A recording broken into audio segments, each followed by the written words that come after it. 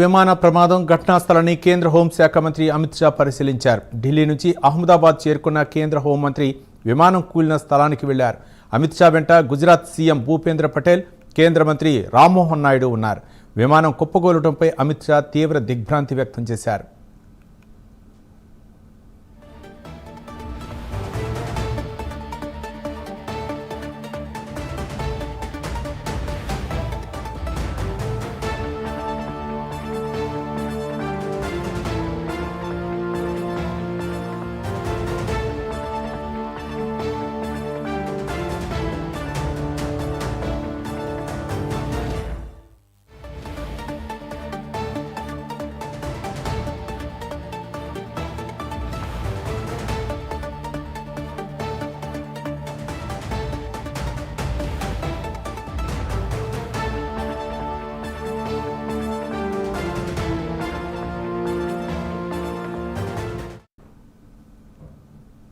అహ్మదాబాద్లో ఘోర విమాన ప్రమాదం జరిగింది. ఎయిర్ ఇండియా విమానం కూలిపోయిన ప్రమాదంలో 241 మంది చనిపోయారు. విమానంలో 242 మంది ఉండగా ఒక్కరు ప్రాణాలతో బయటపడ్డారు.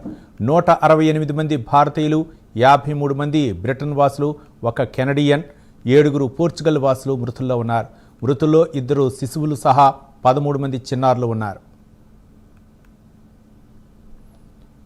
ఈ ఘటనకు సంబంధించి మరింత సమాచారం మా నేషనల్ బ్యూరో చీఫ్ కళా శ్రీనివాస్ అందిస్తారు. కళా, రవి, దాదాపు మనకు ఏదైతే మధ్యాహ్నం జరిగినటువంటి ఎయిర్ ఇండియా విమానము ఘటన మాత్రము సంఖ్య పెరుగుతూ ఉంది. అటు ఏదైతే విమానంలో ప్రయాణించేటటువంటి సంబంధించినటువంటి 242 మందికి సంబంధించినటువంటి ఒక క్లియర్ నంబర్ అయితే వచ్చింది. అయితే ఇక్కడ మనకు కొద్దిసేపటి క్రితం కేంద్ర హోంశాఖ మంత్రి అమిత్ షా ఇక్కడ అహ్మదాబాద్ కి చేరుకోవడము, ప్రస్తుతం ఉన్నటువంటి ఒక కీలకమైనటువంటి సమావేశం మాత్రం జరుగుతుంది. దీనికి సంబంధించినటువంటి కేంద్ర మంత్రి రామ్మోహన్ నాయుడు ఏదైతే ఘటన జరిగిందో దానికి సంబంధించినటువంటిది కూడా దర్యాప్తు, సమగ్ర దర్యాప్తు నిర్వహించాలని కూడా ఆదేశాలు కూడా జారీ చేసినటువంటి పరిస్థితి.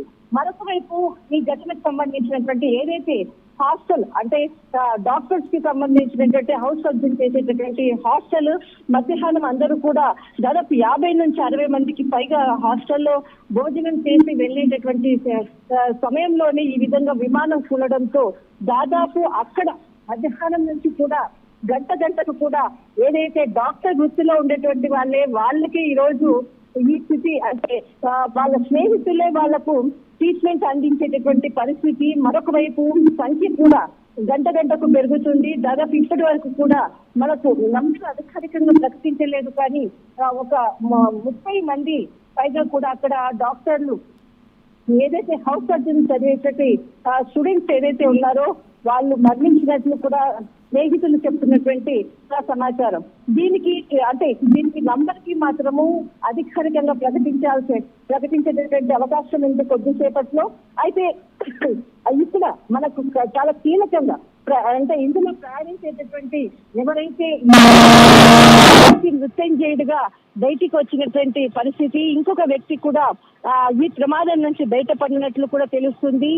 2 వ్యక్తులు, దాదాపు 242 మంది ప్రయాణించే దాంట్లో 2 బయటపడినట్లు కూడా ప్రకటించడం జరిగింది. దాదాపు 240 మంది మాత్రము ఈ ప్రమాదంలో అంటే మృతి చెందినట్లు కూడా ప్రకటించారు. అయితే దీనికి సంబంధించినటువంటిది ఏదైతే కొద్దిసేపటి క్రితమే అంటే ఎక్స్ప్రెషియా కూడా ప్రకటించడం జరిగింది. ఇందులో అంటే మృతి చెందిన వారికి టాటా గ్రూప్ సంబంధించినటువంటిది ప్రతి ఒక్కరికి కూడా ₹1,00,00,000 ఎక్స్ప్రెషియా ప్రకటించింది.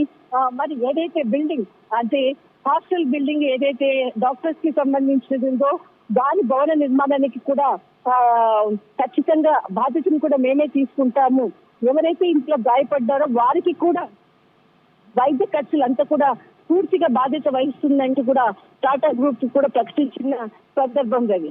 కానీ ముఖ్యంగా ఇక్కడ మనకు ఏదైతే దీనికి సంబంధించినటువంటి దర్యాప్తును వేగవంతం చేశారు, చాలా కీలకమైనటువంటి సమావేశం జరుగుతుంది. ఈ సమావేశానికి సంబంధించినటువంటిది కేంద్ర మంత్రి కూడా ఆదేశాలు జారీ చేశారు. కేంద్ర హోంశాఖ మంత్రి కూడా అమిత్ షా కూడా ఇక్కడే ఈ సమావేశంలో ఉన్నారు. అయితే కొద్దిసేపట్లో దీనికి సంబంధించినటువంటి కీలక అప్డేట్స్ రానున్నాయి రవి. రైట్, థ్యాంక్ యూ కళ. రైట్, థ్యాంక్ యూ కళ.